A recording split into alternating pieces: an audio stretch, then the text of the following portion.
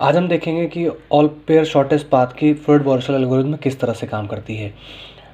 What do you mean by all pair shortest path here? All pair shortest path में हम देखते हैं कि हमारे पास ग्राफ में जितने भी वर्टिसेस दिए हुए हैं वो वर्टिसेस यानी हर एक वर्टेक्स से लेकर के हर दूसरे वर्टेक्स पर जाने के लिए हमारे पास एक शॉर्टेस्ट पाथ अवेलेबल है। यानी हर एक वर्टेक्स दूसरे वर्टेक्स पर जाने के लिए शॉर्टेस्ट पाथ रखता है। डिजस्त्रा एल्गो इससे पहले जो हमने पढ़ी है वो एक single source shortest path algorithm है। इसका मतलब क्या है? सिंगल सोर्स शॉर्टेस्ट पाथ में हम एक पर्टिकुलर वर्टेक्स को चूज़ करते हैं और उस पर्टिकुलर वर्टेक्स से ही बाकी सब वर्टेक्स पर जाने के लिए हम शॉर्टेस्ट पाथ को फाइंड आउट करते हैं। लेकिन उन सब वर्टेक्स के बीच में आपस में कौन से शॉर्टेस्ट पाथ है वो डिजस्त्रा एल्गो फाइंड आउट नहीं करती है। Floyd Warshall algorithm basically all pair shortest path algo है जो कि हर एक वर्टेक्स के बीच में सिंगल शॉर्टेस्ट पाथ को फाइंड आउट करती है। इसका मतलब अगर हम ज़्यादा ब्रॉडर टर्म में कहें तो हमें हर एक वर्टेक्स के लिए अलग अलग डिजस्त्रा अप्लाई करनी पड़ेगी अगर हम all pair shortest path find out करना चाहें डिजस्त्रा के थ्रू। बट हमारे पास यहाँ पर एक फ्लोइड वॉर्सल एल्गोरिथम है, बहुत इजी है, बहुत आराम से हम इसको कर लेंगे। आइए हम देखते हैं इसमें क्या है। आप यहाँ पर एक स्ट्रक्चर देख सकते हैं, मैंने कुछ मैट्रिसेस के स्ट्रक्चर बनाए हुए हैं। वो स्ट्रक्चर किस तरह से बनाए हुए हैं, ये वाला मैट्रिक्स का स्ट्रक्चर जो है वो बेस स्ट्रक्चर कहलाएगा। बाकी जितने बचे हुए स्ट्रक्चर हैं वो based on the number of the vertices पर डिपेंड करेंगे। मींस जितने वर्टिसेस इस पर्टिकुलर ग्राफ में होंगे उतनी ही मैट्रिसेस हमने हर एक प्रोसेस के लिए बनाई है। हम ये कह सकते हैं कि जितने वर्टेक्स हैं उतने इटरेशन होंगे, उतनी मैट्रिसेस बनेंगी। तो यहाँ पर हम देख सकते हैं 1 2 3 एंड 4 वर्टिसेस आर देयर। तो 1 2 3 4 मैट्रिसेस वी हैव मेड और बाकी बची हुई ये वाली मैट्रिक्स जो है ये बेसिकली हमारी बेस मैट्रिक्स है जिसके बेस पे हम यहाँ पर काम करना शुरू करेंगे। तो आइए देखते हैं हम इसमें काम किस तरह से करते हैं। पहली वाली मैट्रिक्स को हमने बेसिकली A0 का नाम दिया है और हम इसको बेस मैट्रिक्स जो भी जैसा भी आपको ग्राफ में दिया हुआ है हम इसको ऐसे के ऐसे ही उतार लेंगे। कैसे? This is a directed graph 1 to 2, 1 to 1 there is no edge, so then there will be 0. You can see there is no loop, self loop, so all the diagonals will be 0. Okay, 1 to 2 there is an edge of weight 3, 1 to 3 there is no direct edge, 1 to 4 there is 7, 1 to 4 there is 7, but 1 to 3 there is no direct edge, then we will put the infinity. Okay, come to 2, 2 to 1 there is an edge of 8, 2 to 1 there is an edge of 8, 2 to 2 there is no edge, that's why we have put at the 0, 2 to 3 there is an edge of weight 2, and 2 to 4 there is no direct edge, then we will place the infinity. Come to vertex 3, 3 to 1 there is a direct edge width of 5, 3 to 2 there is no direct edge, then we will put the infinity, 3 to 3 there is no edge, that's why 0 is there, and 3 to 4 there is one direct edge having weight of 1. Come to 4, 4 to 1 there is direct edge of 2, 4 to 2 there is no direct edge, then we will place the infinity, 4 to 3 there is no direct edge, again we will place the infinity, and 4 to 4 there is no edge, then we will place the 0 on the place of this. So this is the base matrix on the basis of which we will find the process. अब देखिए हम इसमें करेंगे किस तरह से। हम इसमें क्या करते हैं, हर एक पर्टिकुलर वर्टेक्स को हमने सोर्स मानना है, 1 को 2 को 3 को 4 को, तभी हम इस चीज़ को पॉसिबिलिटी कर पाएंगे।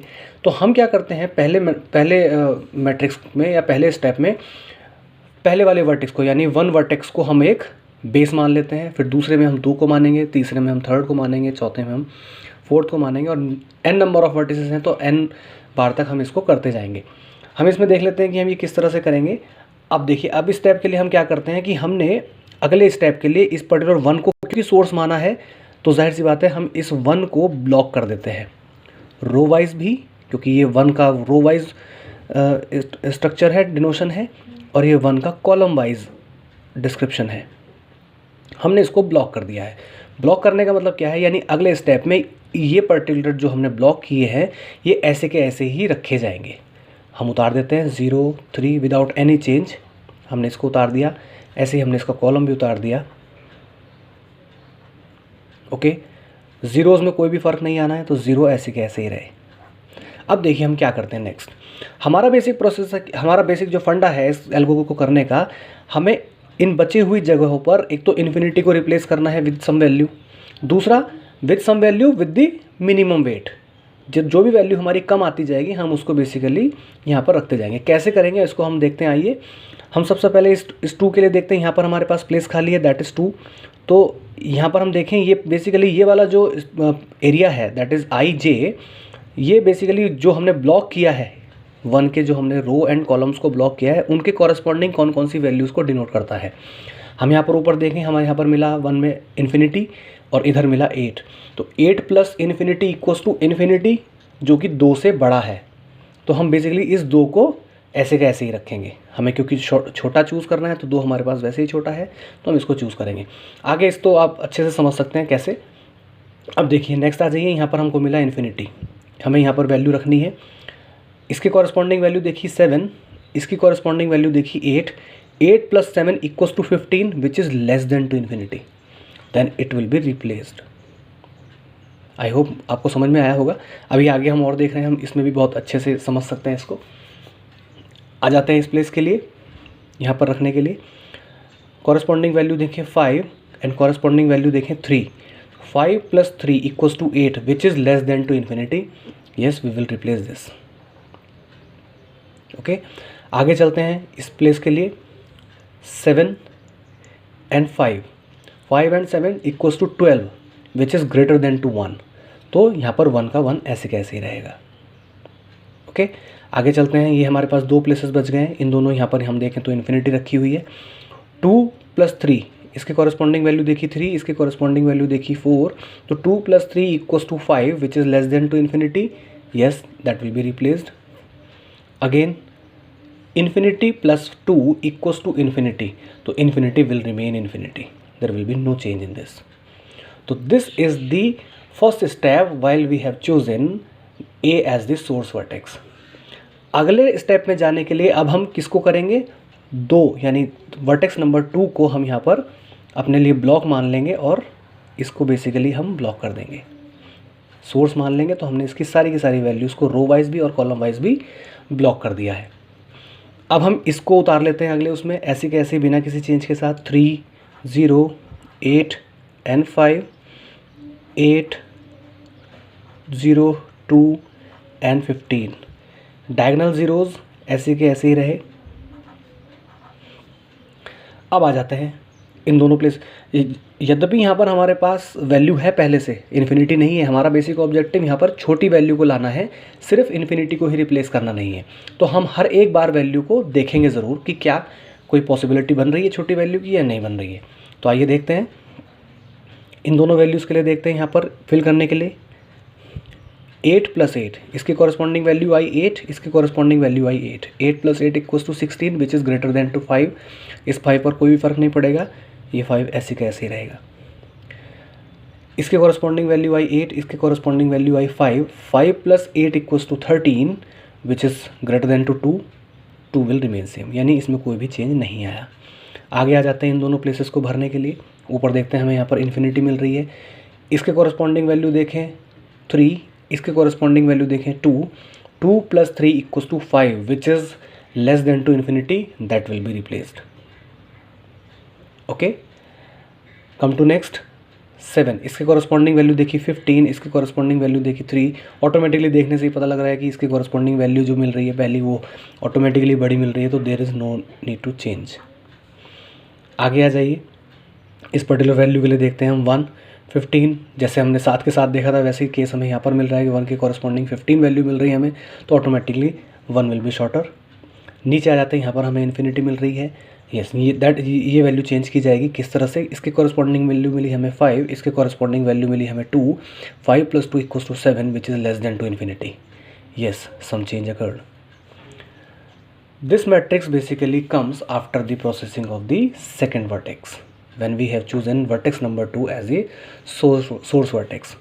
आगे चलते हैं, अब हम इसमें इसको बेस मान करके अगली वर्टेक्स पर चलते हैं, यानी अब वर्टेक्स नंबर 3 को हम यहाँ पर ब्लॉक कर लेंगे। वर्टेक्स नंबर 3 को हमने यहाँ पर ब्लॉक कर लिया। अब यहाँ पर देख सकते हैं कि हमें कोई भी वैल्यू जो है इन्फिनिटी में नहीं बची है, लेकिन उसके बावजूद भी हमारे पास अभी 2 प्रोसेस बचे हैं ये देखने के लिए कि क्या इन वैल्यूज़ में भी कोई सी वैल्यू छोटी आ सकती है या नहीं। ज़रूर आएगी, देखते हैं आगे किस तरह से करेंगे। जो हमने ब्लॉक कर दिया है उसकी वैल्यू को ऐसे के ऐसे लिख लें, 5 2 0 7 5 8 0 एंड 1, डायगनल ज़ीरोज़ ऐसे के ऐसे ही रहेंगे, उतार लिए। आ जाते हैं इस वैल्यू के लिए, यहाँ पर देखना शुरू करते हैं।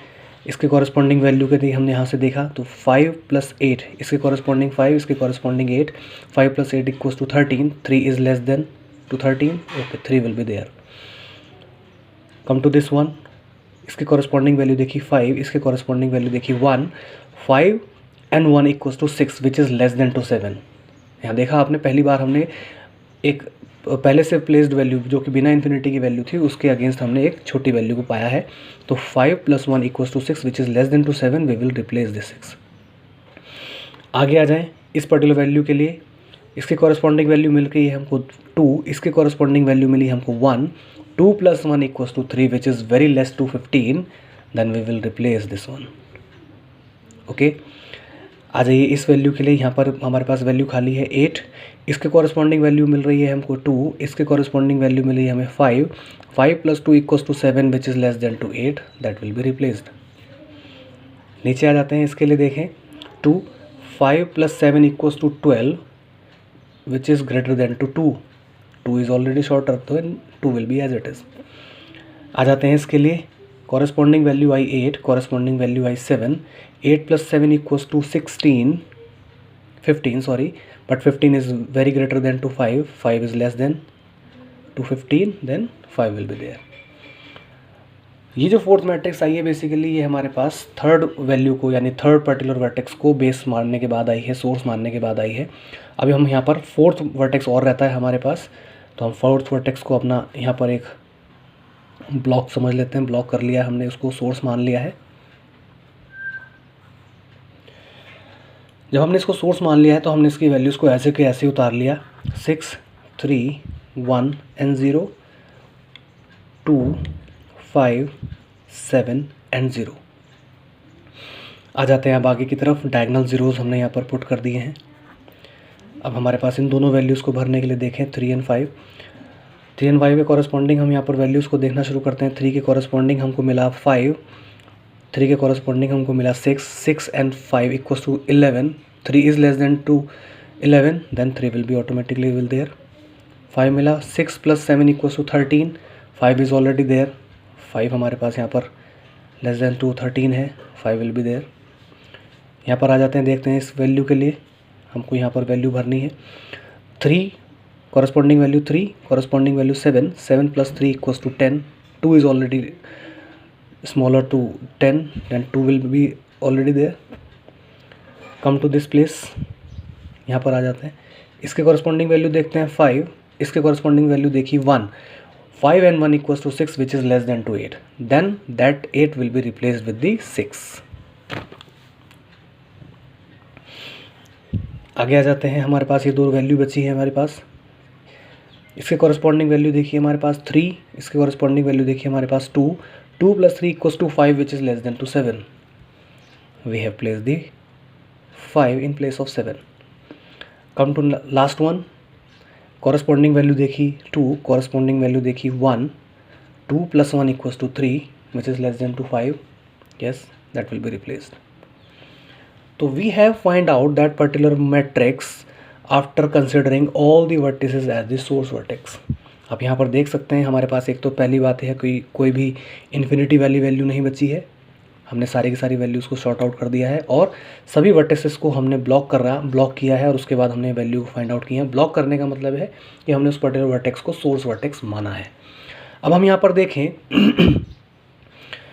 इसका कहने का मतलब क्या है, from vertex 1 to vertex 2 there is an edge of 3, means vertex 1 से लेकर के वर्टेक्स 2 पर जाने के लिए हमारे पास 3 वेट मिनिमम लगेंगे ही लगेंगे। आप यहाँ पर देख सकते हैं 1 to 2 there is an edge of 3, okay ठीक है। 1 to 3 = 5, यानी 1 से लेकर के 3 वर्टेक्स तक जाने के लिए, यानी वर्टेक्स नंबर 1 से लेकर के वर्टेक्स नंबर 3 तक जाने के लिए हमको 5 वेट लगेंगे।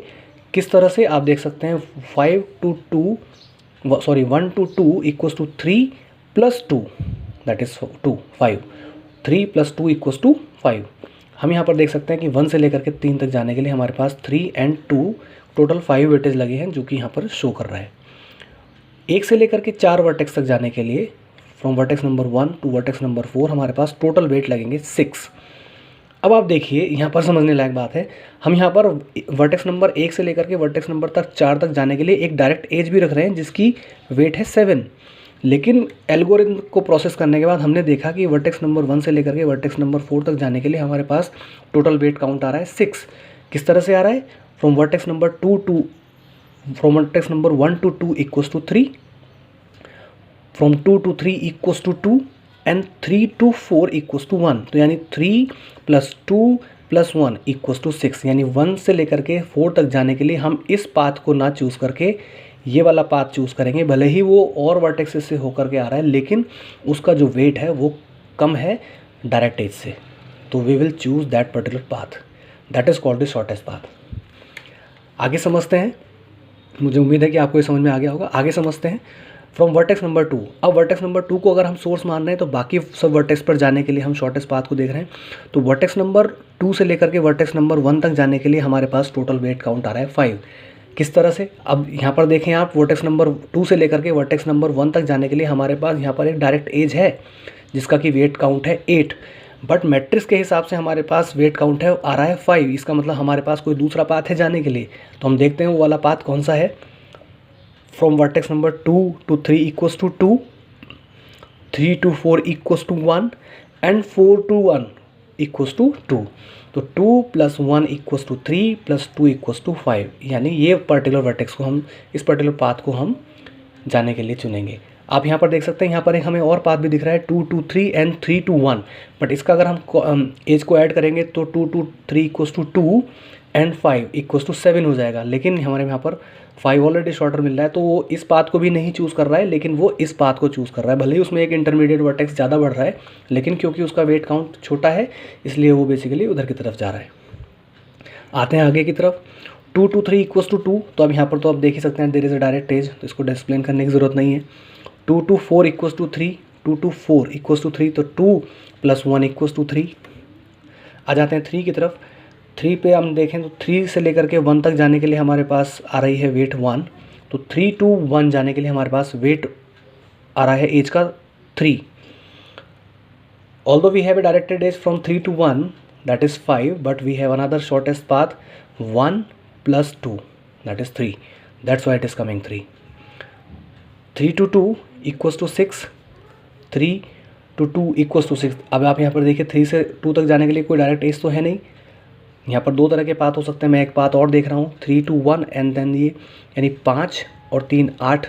लेकिन हमारे पास एल्गो के हिसाब से आ रहा है 6, तो हमारे पास कोई और दूसरा पाथ भी है। कैसे? 1 2 एंड 3, तो 1 and 2 इक्वल्स टू 3 एंड 3 6, यानी ये वाला पाथ बेसिकली हमने इसको कंसिडर किया है। 3 to 4 इक्वल्स टू 1, जैसा कि हमको दिख ही रहा है सामने सामने। लास्ट बचा हमारे पास 4 से हम देखना शुरू करते हैं, तो 4 to 1 equals to 2, 4 to 1 equals to 2 which is shortest one, हमारे पास है ही डायरेक्ट एज है। 4 to 2 equals to 5, 4 to 2 equals to 5, 2 + 3 equals to 5। Okay, 4 to 3 equals to 7, 4 to 3 equals to 7। तो ये किस तरह से आ रहा है? 2 + 3 इक्वल्स टू 5 + 2 इक्वल्स टू 7। तो बेसिकली अगर हम इसका एक स्ट्रक्चर वाइज फॉर्म करने लगें तो हम ये कह सकते हैं कि शॉर्टेस्ट पाथ किस तरह से आ रहे हैं निकल करके, तो 1 and 2 and 3 and 4। अब आप यहाँ पर देखें, हमने जितने भी अभी हमने जो पिछला प्रोसेस समझा है उसमें कहीं भी हमने इस 5 को, इस 8 को और इस 7 नाम की एज को हमने कहीं भी कंसिडरेशन में नहीं लाया है। हमने केवल काम किया इस 3 के साथ, इस 2 के साथ, इस 1 के साथ और इस 2 के साथ। तो बेसिकली हम यहाँ पर एक स्ट्रक्चर इसको ड्रॉ कर सकते हैं कि 1 से लेकर के 3 तक हमारे पास एज है 3 नाम की शॉर्टेस्ट, 2 से 3 है हमारे पास 2 नाम की, 3 से 4 है हमारे पास 1 एंड 4 to 1 इक्वल्स टू 2। तो बेसिकली ये जो स्ट्रक्चर है, यानी ये जो एजेस हैं बेसिकली ये हमारे पास शॉर्टेस्ट पाथ को फाइंड आउट करने में हेल्पफुल हैं। बाकी जो एजेस हैं ठीक है, वो अपनी जगह हैं, उनका अपना अलग एग्जिस्टेंस है, लेकिन वो किसी भी तरह से हमारी हेल्प नहीं कर रही हैं शॉर्टेस्ट पाथ को फाइंड आउट करने में। तो दैट वाज द फ्लोड-वार्शल एल्गोरिथम, जो कि ऑल पेयर शॉर्टेस्ट पाथ, यानी हर एक पर्टिकुलर वर्टेक्स से दूसरे वर्टेक्स पर जाने के लिए शॉर्टेस्ट पाथ को ढूंढती है। और हाँ, ये नेगेटिव एजेस को भी कंसिडर करती है। यानी अभी तो हमने जो एग्जाम्पल लिया है वो सारा का सारा पॉजिटिव एजेस के साथ है, लेकिन अगर हम इसमें कोई भी नेगेटिव एज के साथ काम करेंगे तो फ्लोड वार्शल एल्गोरिथम बिल्कुल सही आंसर पहले ही अटैम्प्ट में देती है। That was the Floyd Warshall algorithm. Thank you so much.